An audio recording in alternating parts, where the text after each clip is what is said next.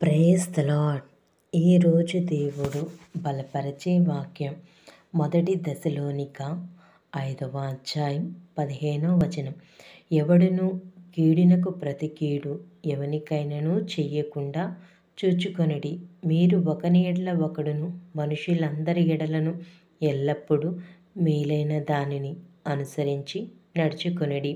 ఎల్లప్పుడూ సంతోషముగా ఉండుడి. ఎడతెగక ప్రార్థన చేయుడి.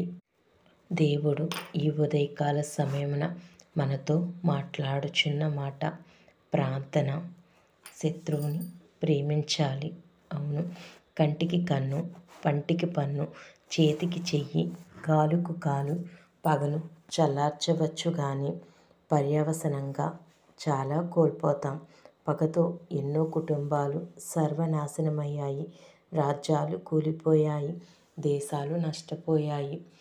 యేసు మనతో చెప్పినదేమనగా, మీరు పరలోకమందున్న మీ తండ్రికి కుమారులై ఉండినట్లు మీ శత్రువులను ప్రేమించుడి. మిమ్మును హింసించు వారి కొరకు ప్రార్థించుడి. మిమ్మును ప్రేమించు వారిని ప్రేమించిన యెడల మీకేమి మెప్పు కలుగును? పాపులను తమకు ప్రేమించు వారిని ప్రేమింతురు గదా. మీకు మేలు చేసిన వారికి మేలు చేసిన యెడల మీకేమి మెప్పు కలుగును? పాపులు అలాగూ చేతురు కదా.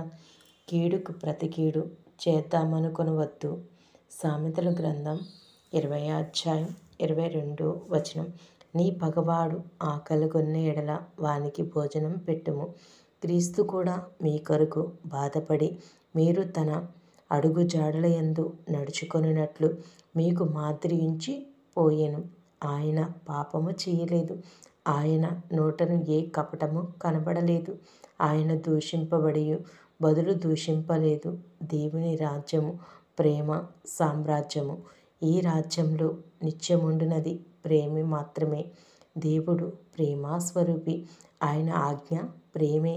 నిన్ను వలె నీ పొరుగు వారిని ప్రేమించుమని. అయితే క్రీస్తు మనలను ప్రేమించిన రీతిలో మంచి మనసుతో ప్రేమించాలి. నిష్కపటమైన, నిస్థిరమైన, మార్పులేని, మరుపురాని, ఆరని, అతి శ్రేష్టమైన ప్రేమతో ప్రేమించాలి. దేవుని ఆజ్ఞ ప్రేమ. ఆజ్ఞను పాటించడమే ప్రేమ.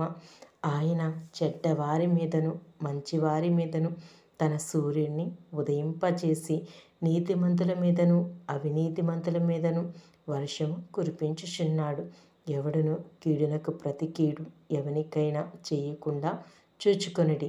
మీరు ఒకని ఎడల ఒకడును మనుషులందరి ఎడలను ఎల్లప్పుడూ మేలైన దానిని అనుసరించి నడుచుకొనుడి.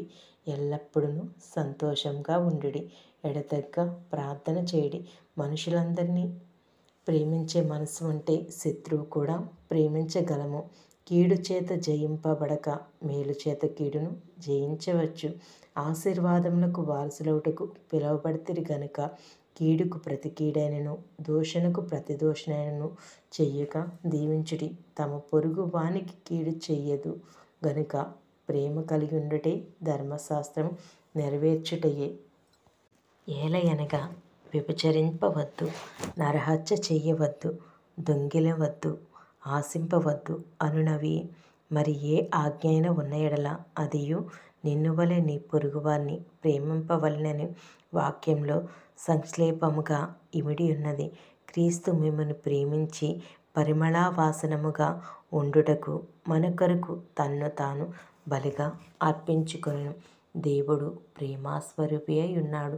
ప్రేమయందు నిలిచియుండువాడు దేవుని యందు నిలిచియున్నాడు. దేవుడు వాని యందు నిలిచియున్నాడు. నా యందు మీరును మీ యందు నా మాటలు నిలిచియున్న యెడల మీకేది ఇష్టమో అడుగుడి, అది మీకు అనుగ్రహింపబడును. ప్రేమ కలిగి ఉంటే దేవుడు మనలో ఉన్నట్లే. దేవుడు మనలో ఉండి గొప్ప కార్యాలు చేయిస్తాడు. మనము అడిగినవన్నీ ఇవ్వడానికి సిద్ధంగా ఉన్నాడు దేవుడు. కనుక ప్రేమ కలిగి ఉండుటకు ప్రయాసపడదము. శత్రువుని ప్రేమించే స్థితిలో ఎదిగి దేవుని అపారమైన ప్రేమను పంచుటకు ప్రభువే మనకు తోడు ఉండునుగాక. ఆమేన్.